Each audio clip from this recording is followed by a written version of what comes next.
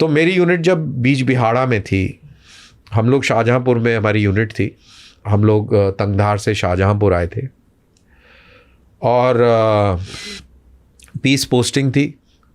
Piece में आपका काम होता है अपने आप को ट्रेनिंग करना, अपनी ड्रिल्स ठीक करना, इक्विपमेंट की देखभाल करना और इस तरीके की चीज़, फैमिलीज़ के साथ में रहना, एक नॉर्मल लाइफ लीड करने की कोशिश करना, other than active action packed life, normal peaceful. लेकिन कश्मीर के अंदर सिचुएशन बड़ी ख़राब हो गई। तो 95 में मई के महीने में या मई के महीने में यूनिट को कश्मीर भेज दिया गया कि आप जाइए 6 महीने वहाँ लगा के आइए। बीच बिहाड़ा एक इलाका था जो कि लिबरेटेड जोन आप कह सकते हैं। वहाँ कोई सारे पुल जले हुए थे, पुलिस थाने अबेंडेंड थे, कोई जाता नहीं था। वो आप उस चीज़ का अंदाज़ा भी नहीं लगा सकते कि उस तरीके का इलाका था। और वहाँ पे यूनिट पहुँची रातों रात।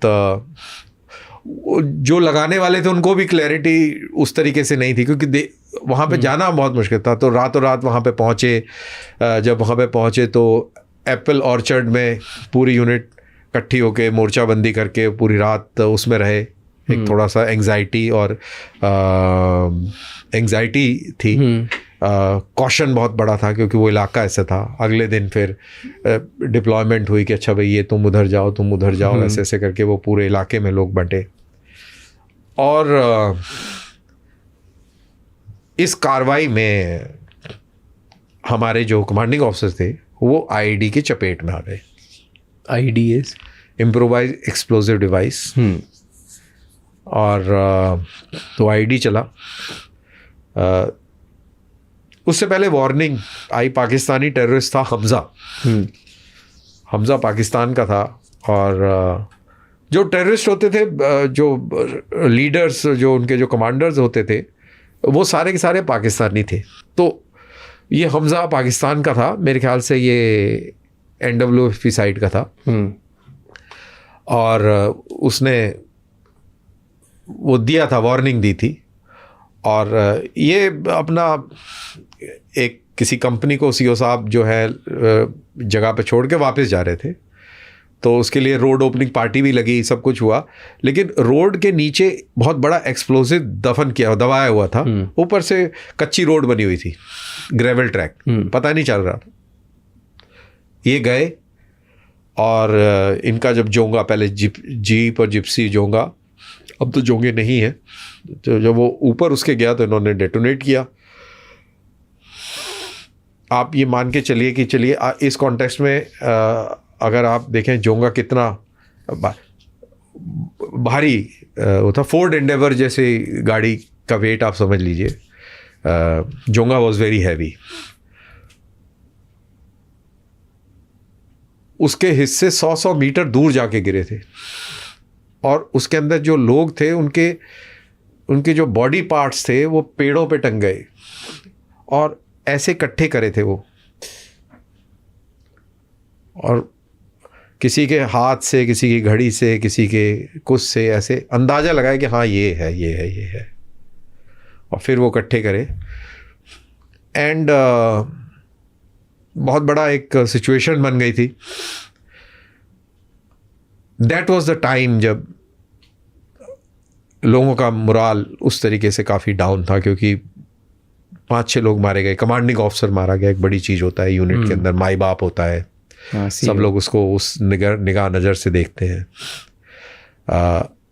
सिविलियंस को ये चीज़ समझ में नहीं आती। ऑर्गेनाइजेशन, जो मिलिट्री ऑर्गेनाइजेशन है, यूनिट है, it is not a non living thing, it's a living thing. और सब लोग एक दूसरे से बहुत कनेक्टेड फील करते हैं, महसूस करते हैं, और उसका वो इतना ज़्यादा स्ट्रॉन्ग कनेक्शन होता है कि अभी फ़ौज छोड़े मुझे 10-11 साल हो गए, आज भी वो कनेक्ट है। आज भी हम एक दूसरे के उसमें फंक्शंस में जाते हैं, पर्सनल फंक्शंस में जाते हैं, हमारे रियूनियंस होते हैं, उसमें हम लोग सब मिलते हैं, फ़ोन पे एक दूसरे से बात करते हैं, और एक बहुत ही क्लोज डेट वो है। किसी को कोई प्रॉब्लम इशू होती है तो हम एक दूसरे को हेल्प भी करते हैं, और बहुत ही स्ट्रॉन्ग बॉन्ड होता है हमारा our bond is very strong until death. It is unmatched. मतलब बोला कि सरकारी नौकरी, वो ऐसा नहीं, इट इज नॉट सरकारी नौकरी, राइट? हमारी बातें एक सी होती हैं, हमारे एक अलग ही वो है। तो ये एक ऐसी कार्रवाई होगी तो लोग काफ़ी वो थे, नए कमांडिंग ऑफिसर रातों रात दिल्ली से भेजे गए, वो भी यूनिट के ही थे पुराने, और यूनिट में दोबारा से जोश आया, जज्बा आया, और ये हुआ कि अब इस हमजा को ढूंढ के मारना है। और मेरी यूनिट के ही उस समय कैप्टन नवरतन, उन्होंने उसको ढूंढ के और उसको मारा, और जब उसको मारा, डेड बॉडी होती है तो काफ़ी उसका वेट बढ़ जाता है। अब क्या रीज़न है ये तो मेरे को नहीं पता, बट एक किसी जिंदा आदमी को ऐसे गोदी में उठा सकते हो, अगर वो लाश बन जाए तो आप उसको नहीं उठा, बहुत हैवी हो जाती है। क्या कारण है आई डोंट नो। तो जब वो मार दिया तो उसको लेके आए थे, तो उसको रस्सी से बांध के घसीटते हुए लेके आए थे नीचे, and he was killed ruthlessly, he was not spared. And वहाँ पे जो लिबरेटेड जोन का जो झंडा लगा हुआ था, वहाँ पे गवर्नमेंट ऑफ इंडिया और भारत की रिट जो है वो मेरी यूनिट ने कायम करी, ये शहादत देके। This is by the way, ऐसी स्टोरी सुन के ना थोड़ा सा गूज़बम्स आ जाते हैं कि कैसे कि आप लोगों के लिए बहुत नॉर्मल है ये every day, but for common citizen like me, मुझे ना एक मिनट के लिए ऐसे मैं ब्लैंक हो जाता हूँ कि भाई क्या क्या करते हैं तो लोगों को हम पता नहीं लोगों चलता के ना। लिए लोगों को नहीं पता चलता। अभी एक ट्विटर पे मैं देख रहा था, किसी ने कुछ डाला, उन्होंने, एक कोई जर्नलिस्ट है, आगे नाम तो लिए नहीं जाएंगे, तो उन्होंने सब ट्वीट किया। कश्मीर में गई थी वो मोहतरमा, और उन्होंने वो ट्वीट किया। एक बड़े अच्छे न्यूज़पेपर की वो पत्रकार हैं, कि ये लोग कह रहे हैं सब कुछ नॉर्मल है, लेकिन यहाँ पे फौज और पुलिस की कॉन्वॉय जाती है तो पूरा ट्रैफिक रोक दिया जाता है, तो कहाँ नॉर्मल है?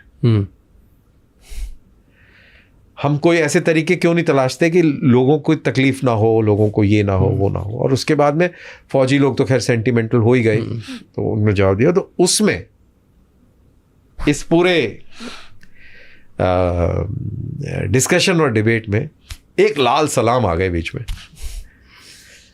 तो उन्होंने, एक जनरल साहब ने कुछ ट्वीट को टैग किया था उस लेडी के ट्वीट को, तो वो लाल सलाम बीच में आए, और उन्होंने बोला कि ऐसा कौन सा एहसान कर रहे हो यार, फ्री में तो नहीं कर रहे ना, तनख्वाह मिल रही थी ना। तो हमारे जैसे लोग को लगता है कि यार अब इसको हम प्रौढ़ शिक्षा, अब मेरे को कोई शिक्षा दे पाएगा क्या? बुढ़े आदमी है यार, अब कौन तुम्हें शिक्षा देगा इस उम्र में? यू गॉन पास्ट ना, तो तुम कन्विंस तो होगे नहीं, तो इसके मुंह नहीं लगता। लेकिन मेरे को ये समझ में आया कि इस तरीके की सोच है। पीछे कुछ साल में बिहार में भी एक मिनिस्टर ने कहा था, जब कोई लाइन ऑफ कंट्रोल पे कोई शहीद हो गया था, कोई सैनिक, तो उसने बोला था भाई तनख्वाह तो मिलती है, फ्री में तो थोड़ी हुआ था। तो तनख्वाह बहुत जगह मिलती है, है ना? लेकिन कौन सी जगह पर तनख्वाह ये मिलती है कि आप ऑफिस जाएंगे और वहां जाके मर जाएंगे?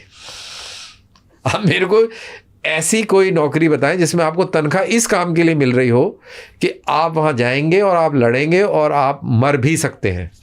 अगर ऐसे और भी बहुत इंसाइटफुल शॉर्ट्स और क्लिप्स देखनी है तो इस चैनल को सब्सक्राइब कर लो।